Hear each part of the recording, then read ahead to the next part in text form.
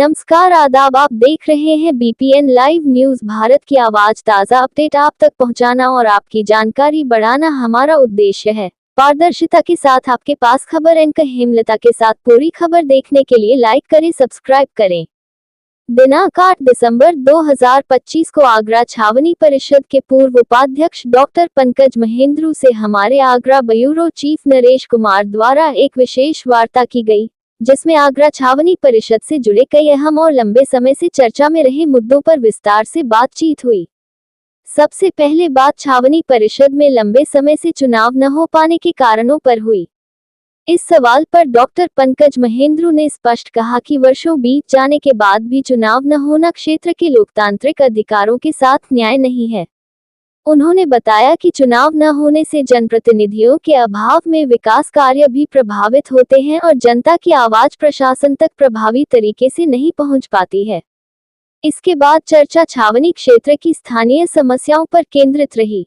Doctor Pankaj Mahendru ने सड़क, सफाई व्यवस्था, पेयजल, पार्किंग, यातायात बाधाओं सहित कई मुद्दों पर गंभीर चिंता जताई और कहा कि नागरिक सुविधाओं में सुधार के लिए ठोस योजना और जनभागीदारी अत्यंत आवश्यक है। वार्ता के दौरान एसआईआर से जुड़े छावनी परिषद क्षेत्र के मुद्दे, विशेषकर शहजादी मंडी स्थित कोठी नंबर 46 का विषय भी प्रमुखता से उठा। इस पर डॉक्टर पंकज महेंद्रू ने बताया कि एसआईआर के कार्य को लेकर जनता में कई सवाल और भ्रम हैं, इसलिए सरकार और प्रशासन को प्रक्रिया पारदर्शिता के साथ आगे बढ़ाना चाहिए, जिससे किसी भी नागरिक या संपत्ति स्वामी को अनावश्यक परेशानियों का सामना न करना पड़े। डॉक्टर पंकज महेंद्रू ने छावनी परिषद में जल्द से जल्द लोकतांत्रिक प्रक्रिया बहाल कर चुनाव कराने, जनहित में स्थानीय समस्याओं के समाधान को प्राथमिकता देने और एसआईआर प्रक्रिया में स्पष्टता लाने पर जोर दिया। वार्ता के अंत में उन्होंने आगरा छावनी के नागरिकों को आश्वस्त किया कि वे आगे भी क्षेत्र के विकास और अधिकारों के लिए सदैव आवाज उठाते रहेंगे। डॉक्टर साहब, छावनी परिषद में पिछले 5 सालों से चुनाव नहीं हुआ है, क्या कारण है?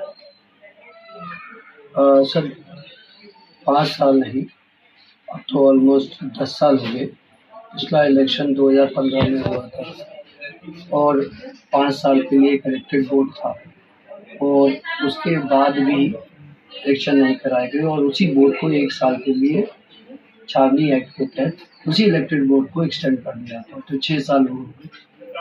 उसके बाद 2016 के बाद 2021 से कोई भी कहते हैं एक्सटेंशन के बाद कोई भी इलेक्टेड बोर्ड नहीं था और एक वैलिड बोर्ड सेक्शन 13 के तहत एक इलेक्टेड बोर्ड की जगह वैलिड बोर्ड का फॉर्मुलेशन सरकार ने कर दिया था।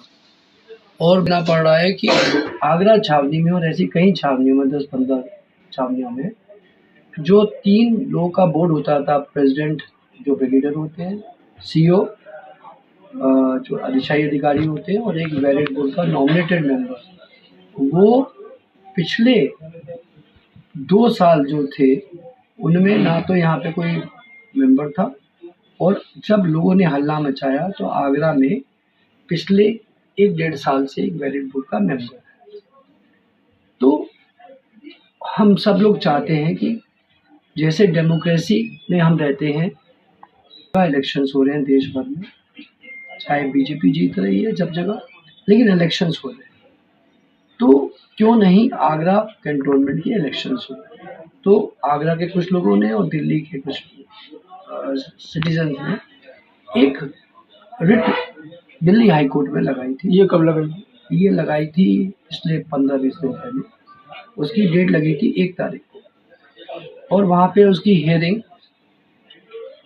दिल्ली से संदीप जी थे और आगरा से और भी कुछ लोग थे। इनकी पिटीशन का हियरिंग करी थी चीफ जस्टिस उपाध्याय जी ने और जस्टिस तुषार राव गडेला साहब ने। और पब्लिक की तरफ से ये केस लड़ रहे थे मिस्टर अमन भल्ला, मिस्टर सिद्धार्थ चोपड़ा, मिस्टर हृदय गांधी एंड नीरज कुमार। तो जब इनका केस लड़ा, केस को देखते ही हाई कोर्ट का एक रिक्वेस्ट थी कि इसको पीआईएल में हम कन्वर्ट करते हैं, आप एप्लीकेशन दे दें, क्योंकि ये पीआईएल टाइप का रिट है, तो इसको पीआईएल में ही करते हैं, पब्लिक के फेवर का है। क्योंकि अगर यहाँ डिसीजन हो गया जो भी, वो पूरी 62 छावनियों में मान्य लागू होगा। जाएगा, मान्य हो जाएगा। तो इसमें पार्टी थे डीजीडी दिल्ली वाली, जो हमारे इनके वो होते हैं, और दूसरी पार्टी थी आगरा का सीओ, क्योंकि आगरा के आदमी ने भी ये किया था। तो इसकी डेट पे उन्होंने उनकी बात सुनी। उन्होंने सरकार की तरफ से जो रिप्रेजेंटेशन में कहा गया कि हम नगर निगम की तरह करना चाहते हैं और हम इसका एक्सटेंशन भी करना चाहते हैं। तो हमारी तरफ से कहा गया कि एक्सटेंशन तो अभी 5 साल में नहीं हो पाया, हो सकता है कई वर्षों में नहीं हो पाए। तो इसका मतलब ये तो नहीं कि इलेक्शन नहीं कराए जाए। आपका जो एक्सटेंशन का काम है वो अलग है, इसका इलेक्शन से कोई लेना देना नहीं है।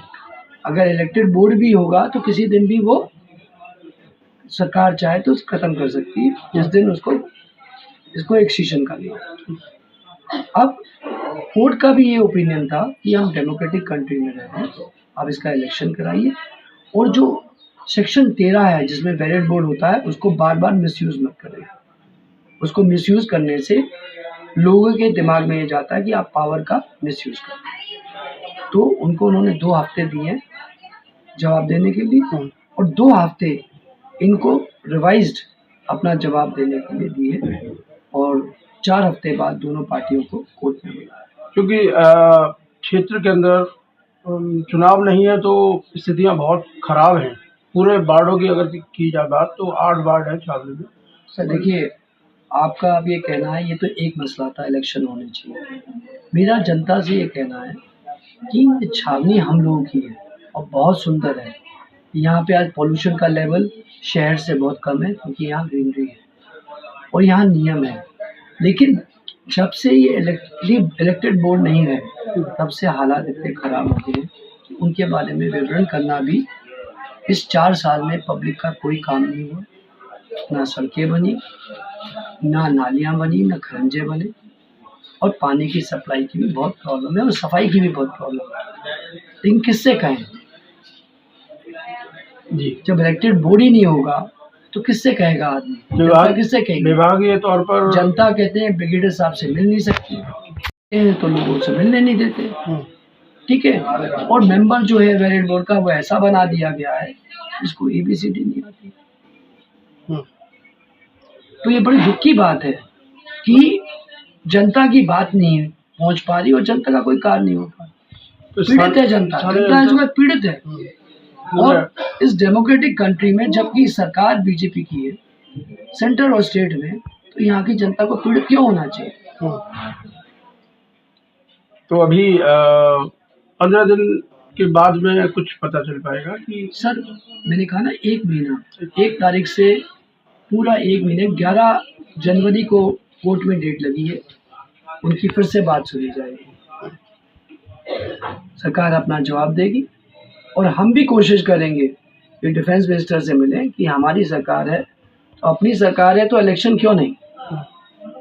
दूसरा एक और बात है कि 46 नंबर में SIR को लेकर के भी कार्य चल रहा है और SDM साहब और ADM साहब भी पहुंचे थे। देखिए सर, SIR का काम हमारे सेंट्रल गवर्नमेंट ने किया है, मैं उस पर टिप्पणी नहीं करूंगा सही है गलत है। मैं तो ये कहूँगा करें SIR, लेकिन हमारे MLA साहब ने तो लिखित में कह दिया कि 46 नंबर में बांग्लादेशी रहते हैं और 45 नंबर कोठी। आपको पता होगा 45 नंबर कोठी कहते हैं, और वहां पे मात्र 12 मुस्लिम रहते हैं और बाकी सब हिंदू रहते हैं। तो कहां से बांग्लादेशी हो गए? उसके बाद उन्होंने 46 नंबर में कह दिया जितने वोटर हैं उसमें से 50% हिंदू हैं, तो क्या वो बांग्लादेशी हैं? वो लिखित पे लिखित किए जा रहे हैं। मैं तो उनसे हाथ जोड़ के रिक्वेस्ट करूंगा, अगर वहां एक भी बांग्लादेशी नहीं निकला तो क्या वो रिजाइन करेंगे अपनी पोस्ट से? क्या वो MLA नहीं रहेंगे? फिर वो एफिडेविट दे वहां बांग्लादेशी रहते। हम इतने वर्षों से रह रहे हैं, हमने तो एक बांग्लादेशी नहीं देखा। ये आपके माध्यम से मैं कहना चाहता हूँ MLA साहब को कि ऐसा ना करें। जी इसके करने से लोगों में दहशत फैलती है और बार बार पुलिस हो या आर्मी आए या कैंटोनमेंट बोर्ड वाले आए तो अच्छी बात नहीं है, क्योंकि ये सब कोठियां पे निगाह लोगों की है, मान्यों की कोठियों पे निगाह है, इसलिए सब कुछ हो रहा है। ठीक आपको अगले जी विवरण में बताऊंगा किस किस ने क्या क्या खरीद लिया अगर ये लोग अगर ऐसा करते रहे। जी बिल्कुल।